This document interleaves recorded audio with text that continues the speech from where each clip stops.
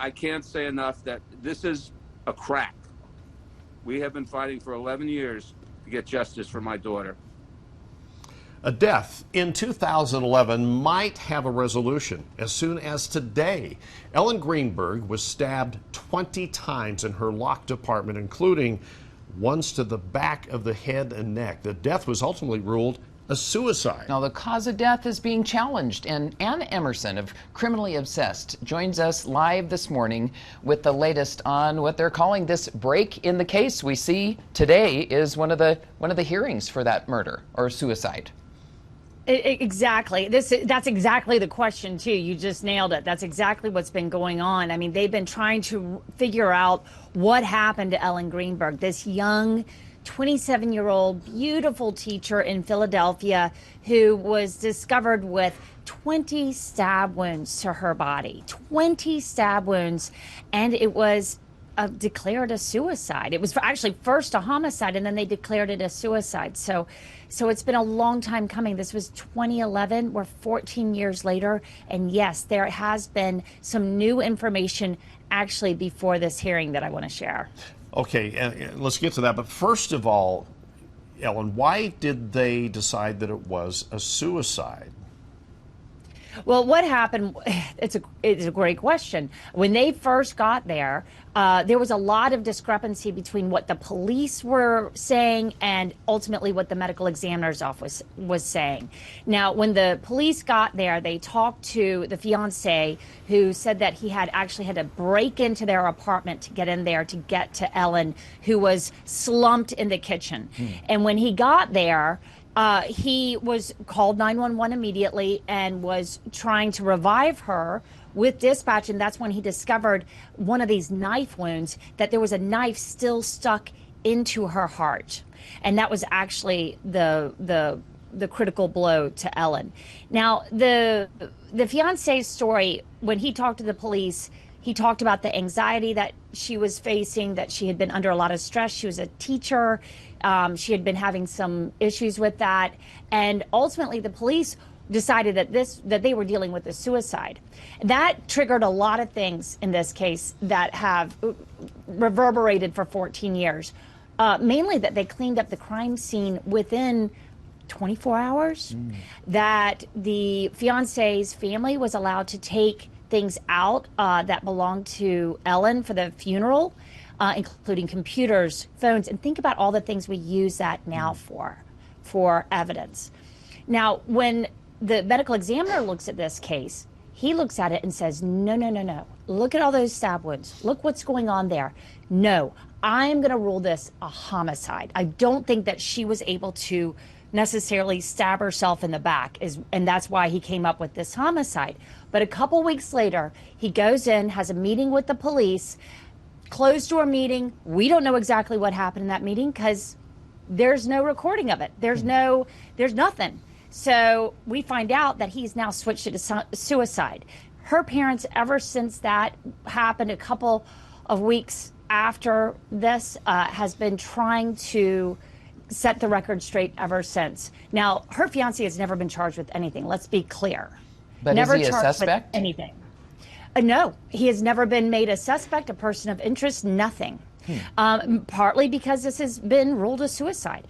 What happened today, or what we've just learned that's going to happen right before this hearing, is unbelievable. And this is the latest information that's coming out. Multiple people have come forward in the pathology, forensics departments. World-renowned experts have come forward for the Greenberg parents saying this isn't a suicide. So, Ann, what will be decided today then specifically? Well, what happened was the medical examiner's office came back. The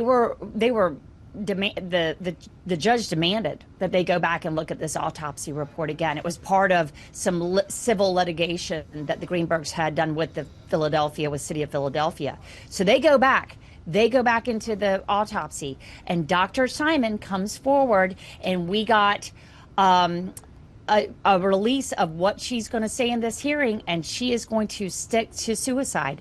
They are going to classify this as a suicide once again, much to the heartbreak of the Greenberg parents. Okay, so to find out everything that goes on in this trial and what happens next, how do we follow Criminally Obsessed? We are on all platforms. Okay. We are on YouTube. You've got to find us on Instagram, TikTok, Facebook, wherever you are getting your information. We are there for you. We have just reached over 1 million followers on our platform. So we really want you to join us and drop your comments and tell me what you think about this case. I'm going to be reporting on it today. The hearing starts at 1 p.m. in Philadelphia. Medical examiner's already said what they think. So let's see if the judge does anything about it. After so long, to have it be still this complicated and intriguing. I think these years make it even more complicated. Yeah, that's for sure. We still have a little time left here. Yeah. So how does the medical examiner account for stabbing yourself in the back? I'm so glad you asked me that. It's such a good question. You know, it appears that where she stabbed herself, the medical examiner actually says in this new report that we were able to look at that it was unusual. I would say it's extremely unusual, according to the experts that we've spoken to. But that even though it's unusual, she would be able to still reach where the stab wounds happened. I think that they also point to something that is common, sadly, in suicide is a hesitation wound, is what they call it. And it's when there's several small wounds, and they do see that on this. So they're saying there's still reason. It's just so, I think, hard to understand why someone would stab themselves 23 times.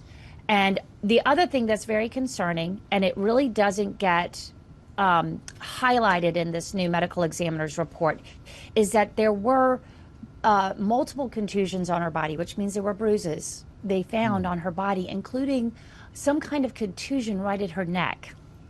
And these have not been accounted for. We don't know why she had multiple bruises all over her body when she died in various stages of healing.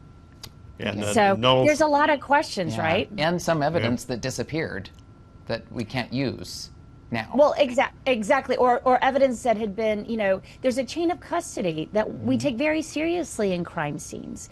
And that didn't happen in this because it was immediately evaluated by the police as a possible suicide. Right. So they didn't get a chance at it. Well, so it's been a mystery, and you know we're going to be following this for a while. Right. The Greenbergs say they are not giving up. Their lawyers already come out and said this is basically a travesty.